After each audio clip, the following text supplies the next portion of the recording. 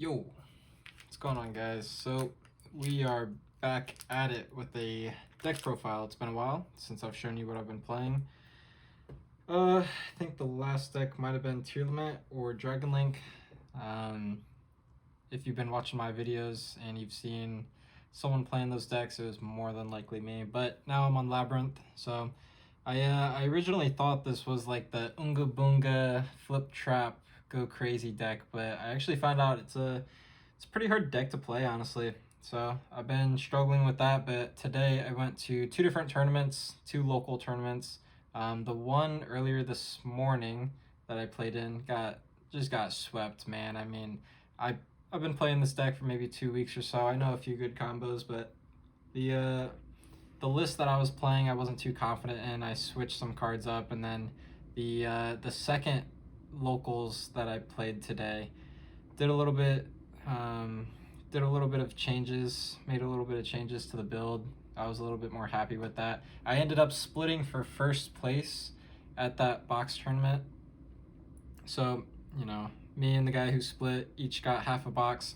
Cyberstorm Access was the most recent set that they had. They were sold out of everything else. So, got half my box here. I'll open that at the end of the video, see if we pull anything cool. But in the meantime, let's dive right into this. So I'll start out with that main deck and go from here. I took a lot of inspiration from Dinka Boy.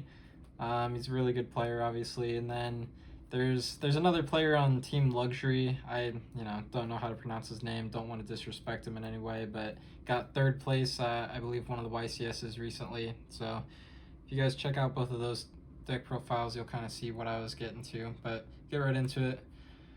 For the furnitures, we got 3 Stovey Torby and 3 Shangri-Lear.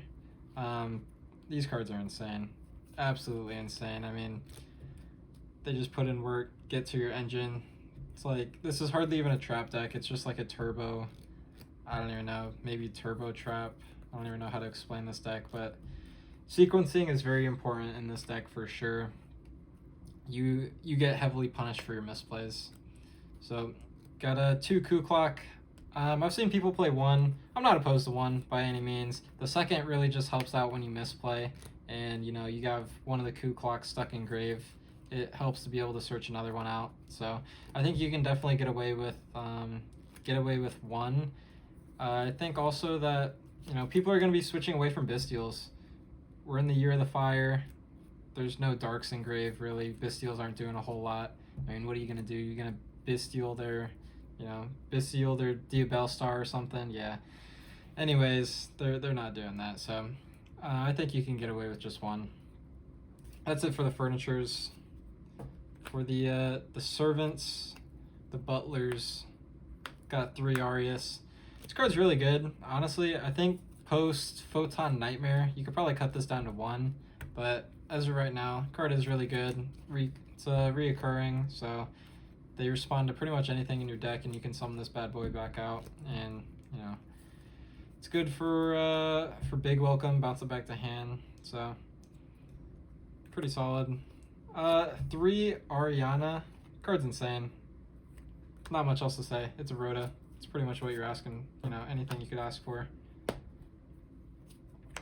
For the big ones, we got 2 Lady, 1 Lovely. This is pretty standard. I mean, if you're doing anything different, it's probably just wrong at this point. Card's insane. I found out that the Fire King matchup is it's a pretty hard matchup. Not even gonna lie. Lovely destroys. You don't really want to destroy any of their cards. They also have protection on their island from Sanctuary, so I mean, card really doesn't do a whole lot. This card, I mean, man, they can try to pop it with Kieran, but if you have a set, you're looking pretty good.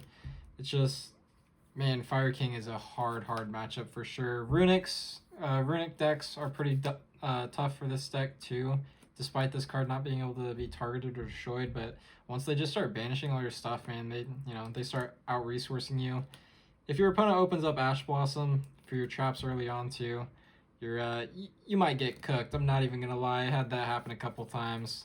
It's rough to play around for sure. But I mean, speak of the devil, man, you got three Ash Blossoms. Card's so versatile. It's hits the Runic Fountain, hits the Fire King Island, hits Ponix, hit an Airlifter Emergency. I mean, throwing this thing left, right, and center at people, it's definitely a good idea to keep that in the main deck. There were a couple times where, you know, I wasn't too sure about it. Felt like it wasn't doing a whole lot. There may be some time in the future where you could replace this, but I'm not too sure what you'd replace it with. On the spells, we got 3 Extravagance. So in that first tournament that I spoke about this morning, where I got absolutely swept, I had this as Prosperities. I wanted to try it out because one of the traps that I'm playing is Dogmatica Punishment, so I wanted a little bit more control over what I was banishing, but overall, Prosperity was just, that card is absolute buns in this deck. Extravagance is what you're looking for. If this card resolves, it's way more impactful than Prosperity. I mean, some people might just let Prosperity resolve and let you grab a card, replace the card in your hand with whatever, you know, you excavated. But this card, they can't let this thing resolve. It's a pot of greed. I mean, if they let that resolve, they got mashed potatoes for brains, and you're just cooking them anyway. So, card's insane. It didn't really conflict with Punishment at all. Honestly, you play enough targets in the extra deck to where it's not gonna matter. It's not gonna come up. I think I'll get into Punishment once we get into the traps. But overall, I think this card's insane. 1 field spell, 1 called by. Called by's for the Ash, obviously. Like I said, if they Ash you on those traps early on, you're not sitting good. That's for sure. So I gotta prevent that. The field spell, I saw a list in the OCG where they cited this card, and honestly, I'm not opposed to that. Don't really care for this card all too much. Man, I could see you definitely just cutting this, and I wouldn't blame you. Would not blame you at all. For the traps, we got the 2 Dogmatica Punishment. I was talking about this earlier on when we were talking about the pot.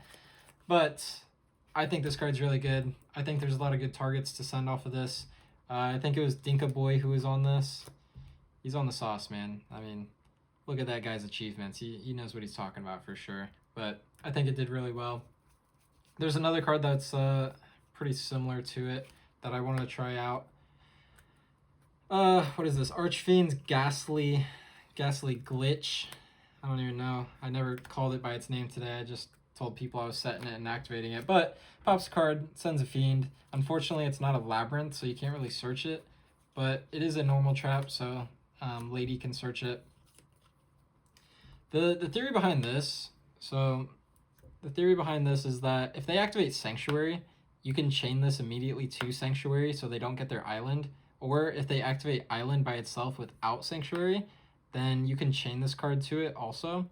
Whereas, like, with Dogmatica Punishment, you have to pop a monster, and then you can pop, like, one of their cards with Entis, which doesn't always work out, especially if they have Sanctuary already. You're not popping their island, and you're not going to pop the Sanctuary in time for it to resolve without effect.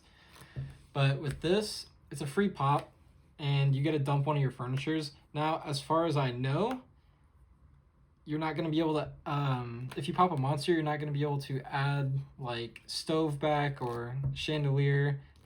You're not going to be able to do that because it pops and then it sends. Could be wrong on that, but I think that's the right ruling. Overall, I didn't activate this card too many times to really be able to give an accurate results on how it did. I liked it, though, the few times I did get to resolve it. And then you got the heavy hitters. Big welcome. 3 big welcome. That's never going to change. Even when transaction rollback comes out, this is still a 3 of. Regular welcome. Card's insane still. I mean, it's a rota for the deck. Or E-Tully, maybe. You get to set it later on. So, looking to get your engine rolling and keep it rolling. You got 2 Daruma Cannon. Card's really good. I don't really see myself playing 3 of it. I don't think it's that good into Fire King or Runic or Rescue Ace, whatever is meta relevant. Maybe Vanadium, you could play that into it. Pretty good there. I could see the argument for playing, 1. Maybe, I could see it playing 3, but not in this meta. 3 Imperm, I mean, there's nothing to say about that card. Card's insane. You're not cutting that. You're silly if you do. 1 Ice Dragon's Prison. I don't really like this against the Fire King matchup. Just throw that out there. Don't really think it does a whole lot. Maybe in the super grind game, but you know, if you're getting into a grind game with Fire King, it's probably not the best idea. Not too sure if it's better post or Phantom Nightmare. It could be. I haven't played too much Phantom Nightmare yet, but you know, as of right now, nothing too crazy. That is the main deck. It is a clean 40 cards right there. Not too big of a fan of going over 40 with a lot of decks. This is one of those decks. On to the extra. The extra doesn't matter all too much. You're playing an extravagance. You're banishing most of it anyways. But the main cards that you want, Typhon, Goddess of the Underworld, just to out the big cards. Obviously Typhon, I don't even need to explain it. Just read the damn card. You'll know what I'm talking about. Psyframe Omega. This was to send off of the punishment. So the punishment targets, I mean, you got Omega, spins a card in the grave. You got this guy, Malong, bounces a card. I never actually activated this card today. Didn't need it, but bounce that, or bounce cards with it. With Pegasus, I actually like this card in theory. I never got to play it or activate the graveyard effect, but if a card, I believe if a card that you control is destroyed, you can shuffle a card your opponent controls into the deck. Really good in theory. Never got to actually use it in practice today. Garua draws a card. Entis pops a card. And then for... This is also one of those in theory cards. Didn't get to use it today. But Chimera, you send it to the grave and you can banish it and special summon a Fiend from grave. Sounds really cool. Never did it today. But I mean, ideally you're looking to summon back either one Lady, Lovely, Ariana, something like that. As far as your regular extra deck cards, Unicorn, spin a card back. Clara Rushka, that's just to make the good old IP. Helps making that. Chaos Angel, if I had 2 or even 3 of this, I'd play more, but especially since I'm playing extra, but I don't, and I'm not willing to drop the bread on that to, you know, get a few extra copies that I'm never going to go into. Dark, Muckracker.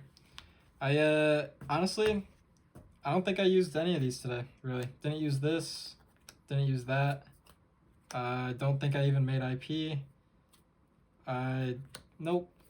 I actually did make this. Nope, not today, actually. Just kidding. Gotcha. Didn't make that. Didn't use either of these. I used this card, neither of those, and neither of those. So I used these 3 cards. I mean, it's just all the other cards of utility. It's better to have them than not. Got options out here. Don't forget. Side deck. 3 Judgment. Sided it in. Never saw it. Droll. Sided it in. Saw it. Didn't have to use it. Nib. Sided it in. Saw it. Didn't have to use it. Droll. Never saw it. Sided in once. I mean, I guess I can go into it a little bit more than just that. Judgments are pretty obvious. Going first, don't want to get blown out. Drolls, for Manadium, really. Any combo deck other than Manadium. Maybe Ritual decks. There's not really too many Ritual decks right now, or really no Ritual decks right now, but when Voiceless Voice comes out, you might want to have to side that. It's the Year of the Fire. Don't want to be playing Bestials, so DD Crow's the next best option. I mean, with this, hit anything on the Labrynth side, hit Manadium cards. You can hit the original Sinful Spoil spell. Well, you probably want to hit Wanted or something like that. But, I mean, hit Ponix, hit Arvada, hit whatever searches on the standby phase at the next turn. It's got a lot of multiple uses. Purely, you know, banish their spells so they can't rank up. Nib, it's for the combo decks. That's what Nibiru is meant to counter. For the traps, the basic standard 3 lineup. You got the D Barrier, Different Dimension Grounds, and Epidemic Virus. This card put in some work today. against a Chimera deck, pretty solid. DDG, sided in against Fire King, you know, pretty solid. I saw it, played it, did its work. I think, so as I was talking about, the Fire King matchup is really hard, man, honestly. I think DDG helps. D-Berry's useless in that matchup, so don't even try to talk to me about that one, but DDG helps, honestly. Epidemic Virus helps, too. I'm a little bit more hesitant to play Epidemic Virus than DDG. I think this card's really good. The only problem I have with it is banishing a lady on accident if they run it over or pop it somehow, or, you know, banishing, well, so you can't activate your furnitures because they have to go to grave for cost, at least Chandelier and Stovey. You can't activate these under DDG because they have to go to graveyard for cost. But, I mean, you can activate this and then chain both of these and they'll go to grave and stay in grave. But I think this could be one of the solutions to the Fire King matchup. I think another solution, honestly, could be Terrors of the Underroot, which is a card I think we also saw Dinka Boy play whenever he was on this deck. Or Overroot, excuse me. But if you don't know what this card does, target one card your opponent controls and one card in their grave. Send the card on field to the grave, and if you do, set the other card from the graveyard to your opponent's field. When I first read this card, I thought it was buns. Not even gonna lie. Why the hell would I give my opponent another card just to send one from field to grave? But when you think about it in practice, what you're doing with this card is either sending Sanctuary on activation, sending their Fire King Island on activation, sending a Runic Fountain on activation, or when they try to activate the effect. And because this card doesn't destroy, so it outs the Hugin, it outs Sanctuary, it doesn't trigger Fire Kings. So, I mean, you can send their Kieran with this, with Rescue Ace. I mean, I'm sure there's some applications to it.